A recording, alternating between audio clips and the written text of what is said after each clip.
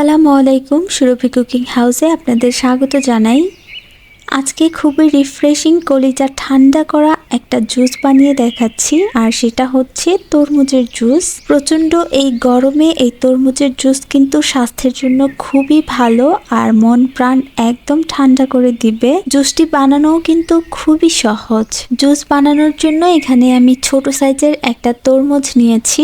অনেক সময় হয় কি তরমুজগুলো মিষ্টি কম হয়, সেক্ষেত্রে সেই তরমুজগুলো দিয়ে কিন্তু আপনি এই জুসটা তৈরি করতে পারেন। বাজারে কিন্তু এখন খুবই কম দামে তরমুজ পাওয়া যায়, আর এই তরমুজগুলো খেলে কিন্তু খুবই ভালো স্বাস্থ্যের জন্য। তো আমি তরমুজটা ছোট ছোট করে কেটে নিয়েছি, আর একটা লেবু নিয়ে নিয়েছি। লেবুটাকেও আমি স্লাইস করে একটু কেটে নিচ্ছি।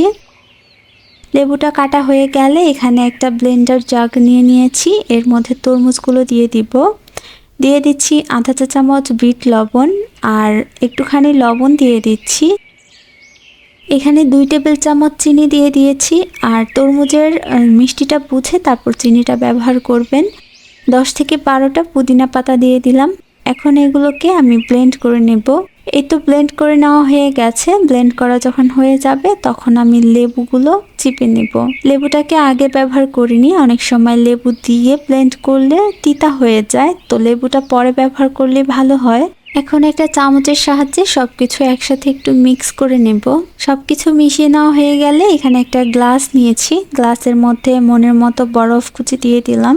এখন সেই তরমুজের রসটা আমি একটু ছেঁকে দিয়ে দিচ্ছি। এবার উপর থেকে একটা পুদিনা পাতা আর একটা লেবুর স্লাইস দিয়ে আমি শরবতটাকে গার্নিশ করে নিয়েছি।